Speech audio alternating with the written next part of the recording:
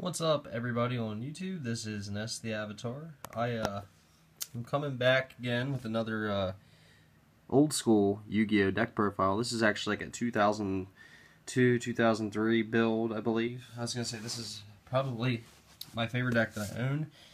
It's a deck that I used to use back in the day. I was gonna say I've basically rebuilt it and put it back together. I was gonna say, so I'll just go ahead and get into it. Be mindful that this is a traditional format deck, so without further ado, so you got the one Chaos Emperor Dragon, probably one of the best, most ridiculous band cards there are. Blow the entire field up, quick special summon, can't go wrong. Blackluster Soldier, basically the next step down. Still legal today too, which is pretty cool. So yeah, banish a monster, get a double attack, real quick summon.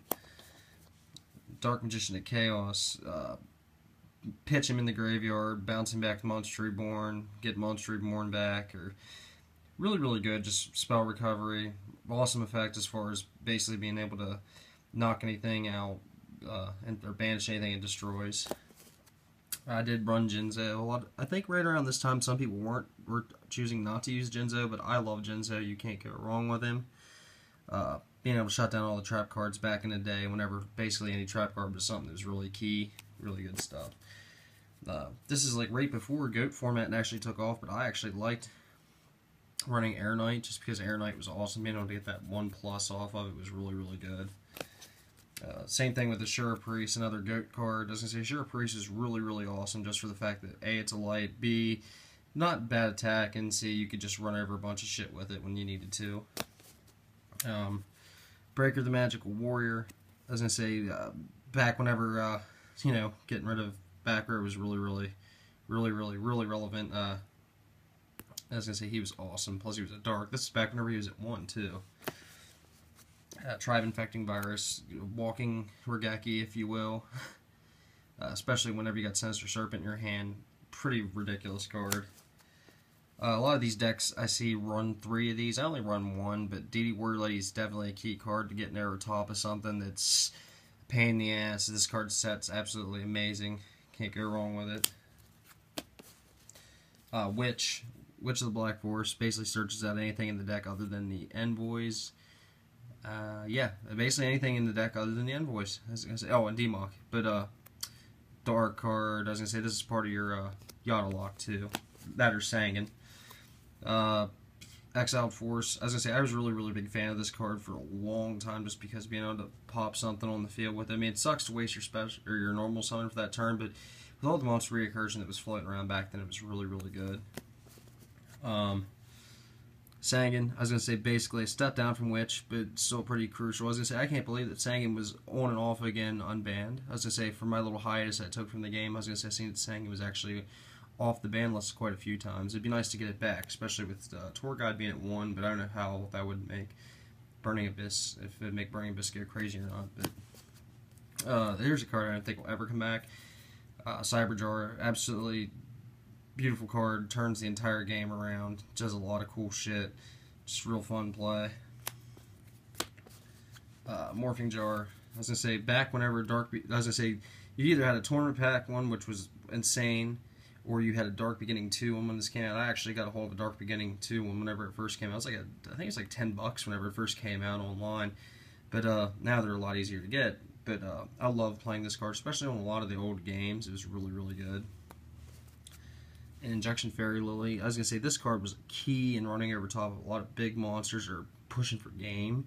If you had at least the 2,000 life points to spare and you could push for game with it, hell yeah, go for it.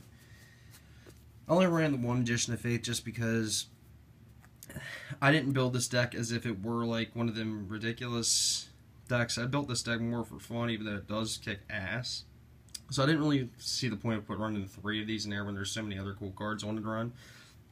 But having the one Magician of Faith build, like your Potigrade or your Delinquent Duo, Regeki, Monster Reborn, whatever, get those back was awesome to have.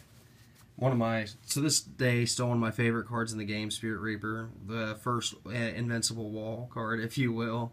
I mean, obviously, there's a lot of ways around him, but he was still just an awesome, overlooked card. Like, when he first came out, I didn't think it'd seen a huge deal of play, but then after a while, people were like, oh, shit, they really realized what this thing could do.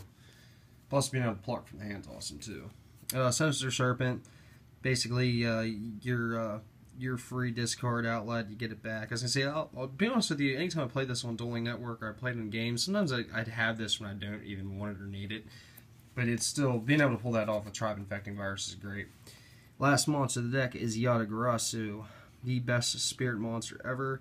Card's absolutely insane. Chaos Emperor Dragon, this, and Witcher Sangan basically shuts the game down. I don't think this card will ever come off the ban list, but being able to play this beast is absolutely lovely. I love Yatagarasu.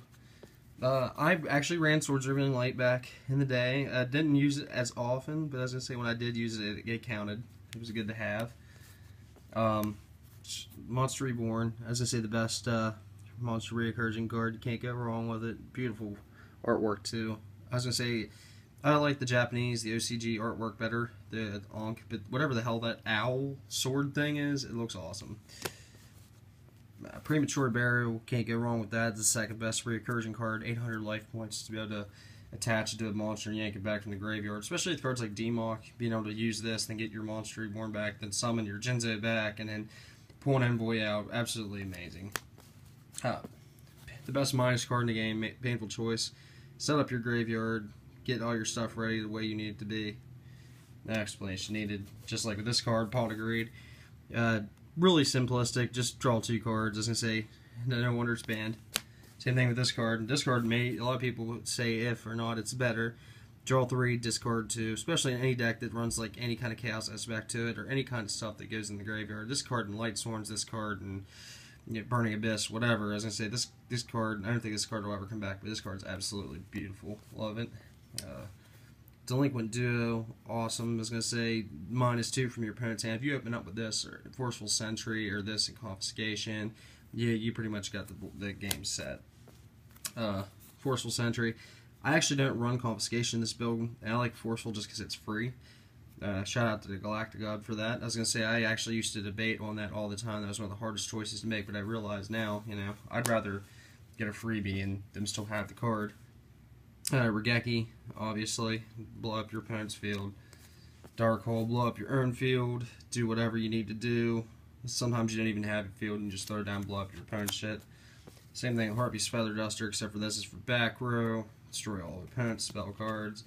I do not run Heavy Storm in this deck. I actually run Trunade and an MST. As I said, yeah, just the Trunade, being able to get a couple cards back, because there's a lot of times I got stuff set that I didn't really even necessarily need, but it's nice to keep it in my hand. The one MST, I only included one MST into this build just because I felt like 3 would be kind of overkill, and I only run the one Magician of Faith, and I'm just trying to keep the deck at 40 while still make it playable. Change of Heart, best snag card in the game. People often debate between this and Snatch Steal. This card here, being able to take something that's set, get a Magician of Faith back and flip it, that's just king. Imperial Order, a lot of people just played it the one turn, then shut it down afterwards. Being able to stop all spell cards is absolutely crucial. I thought this card was stupid when I first seen it, and I didn't know much about the game, and then I realized how ridiculous it actually is. The best counter trap card ever, in my opinion, Solemn Judgment. As I say, there's a reason why it's a ban. I wish I would have ran 3 of these back in the formats where you could run 3 of them.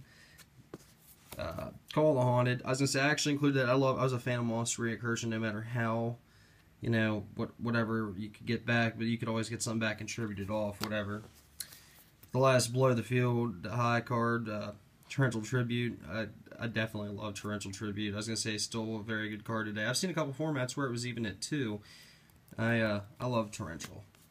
Ring of Destruction. I don't like the new errata with Ring, but I was gonna say, obviously, if you're playing an old school format, you play the old school text. I was gonna say, Ring of Destruction is absolutely awesome. Being able to save yourself in the middle of a game and win, even, it's kind of like the Money in the Bank for WWE, right?